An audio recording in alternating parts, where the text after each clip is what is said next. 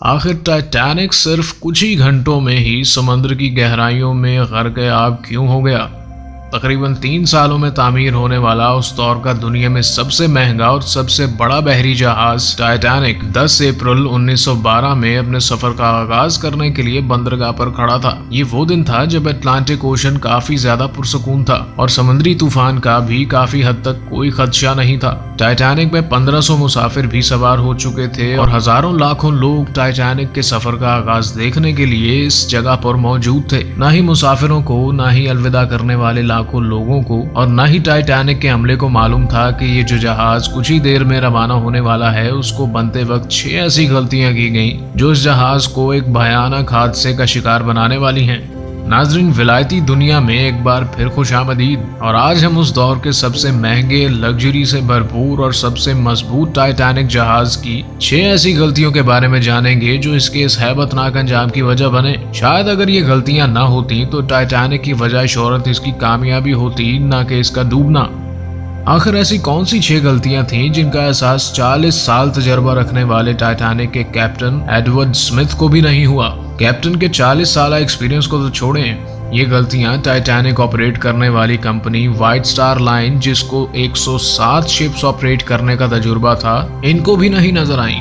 इसके अलावा ये गलतियां टाइटैनिक मैन्युफैक्चर करने वाली कंपनी हारलैंड एंड वुल्फ को भी नजर नहीं आई, जो टाइटैनिक से पहले ही 500 से ज्यादा शिप्स मैन्युफैक्चर कर चुके थे। टाइटैनिक की कंस्ट्रक्शन 1907 में शुरू हुई थी और 3 साल का वक्त और 200 वर्कर्स की मेहनत के बाद जहाज को तैयार कर लिया गया। अब जहाज पूरी तरह से तैयार हो चुका था, लेकिन इसको टेस्ट करने का मरहला अभी बाकी था। टाइटैनिक बनाने वालों का भरोसा तब मजीद बढ़ गया जब टाइटैनिक अपना पहला टेस्ट रन कामयाबी से पार कर लेता है। टेस्ट पास करते ही पूरी दुनिया में मुख्तलिफ अखबारात में इसकी मार्केटिंग की गई, जिसकी हेडलाइन थी द अनसिंकेबल टाइटैनिक, यानी कभी ना डूबने वाला जहाज बन चुका है। जहाज का पहला सफर इंग्लैंड के शहर साउथहैम्पटन से शुरू होना था, जिसका दिन 10 अप्रैल 1912 मुकर्रर किया गया, जिसकी मंजिल अमेरिका का शहर न्यूयॉर्क था। टाइटैनिक के इकोनॉमी पोर्शन में सफर करने की कीमत $30, जबकि फर्स्ट क्लास पोर्शन में सफर करने की कीमत $150 थी।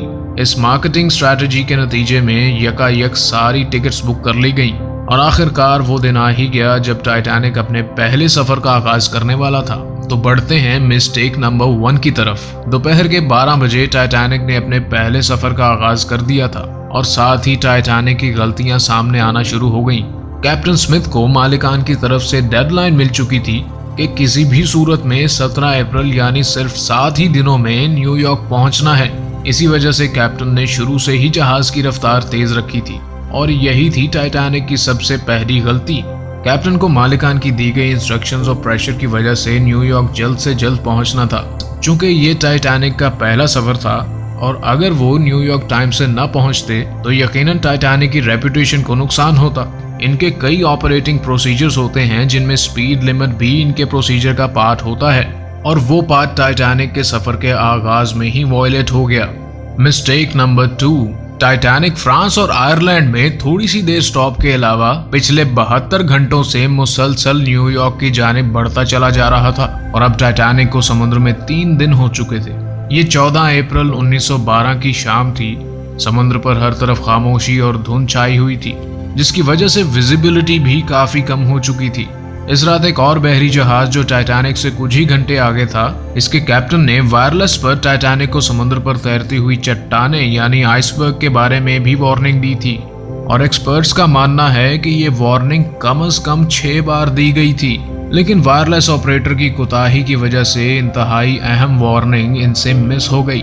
इनके लिए शायद ये बड़ी नॉर्मल सी बात हो, लेकिन टाइटैनिक के हमले की ये दूसरी बड़ी गलती थी।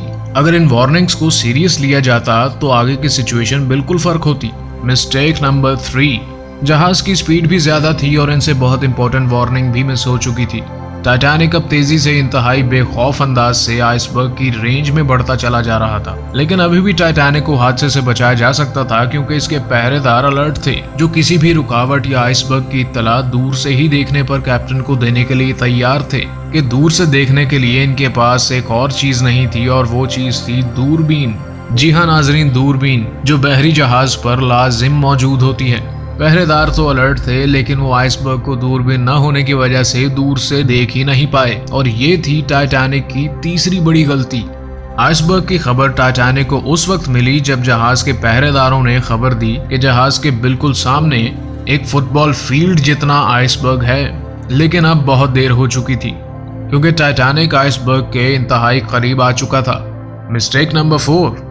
नाजरीन, चूंकि अटलांटिक ओशन में अक्सर शिप्स को आइसबर्ग का सामना करना पड़ता है, जिसको बड़े बड़े बहरी जहाज आराम से हैंडल कर लेते हैं। शायद कैप्टन स्मिथ ने भी यही सोचा होगा, और आइसबर्ग की खबर मिलते ही कैप्टन स्मिथ ने जहाज के इंजन को बंद करने का हुक्म दिया और साथ ही टाइटैनिक के रुख को बदलने का भी हुक्म दिया। बेशक कैप्टन ने आइसबर्ग से बचने की बहुत कोशिश की, लेकिन फासला इतना कम रह गया कि कुछ भी करना फजूल साबित हुआ। आइसबर्ग टाइटैनिक के सेंटर से टकरा चुका था, लेकिन टाइटैनिक के बचने की अभी भी काफी उम्मीद बाकी थी। तो उम्मीद ये बाकी रह गई कि शायद आइसबर्ग जहाज की बॉडी को नुकसान ना पहुंचाए, या फिर आइसबर्ग जहाज से टकराते हुए खुद ही टूट जाए। एक्सपर्ट्स का मानना है कि टाइटैनिक की बॉडी पर जो रिवेट्स लगी थी वो स्टील की नहीं बल्कि कास्ट आयरन की बनाई गई थी। इन रिवेट्स का काम होता है लोहे के बड़े बड़े टुकड़ों को आपस में जोड़े रखना, लेकिन कास्ट आयरन स्टील से नरम होता है। इसी वजह से जिस जगह आइसबर्ग टाइटैनिक की बॉडी से टकराया, वहां के रिवेट्स प्रेशर की वजह से खुल गए, और फिर वही हुआ जिसका कैप्टन स्मिथ को डर था। Mistake number 5। टाइटैनिक की टक्कर एक फुटबॉल फील्ड जितने आइसबर्ग से हो चुकी थी, और अब जहाज के निचले हिस्से में पानी भरना शुरू हो चुका था। इस खतरनाक तसादुम ने पूरे अमले और मुसाफिरों को अलर्ट कर दिया था, और साथ ही जहाज में मौजूद टाइटैनिक के मालिक जोसेफ ब्रूस को भी।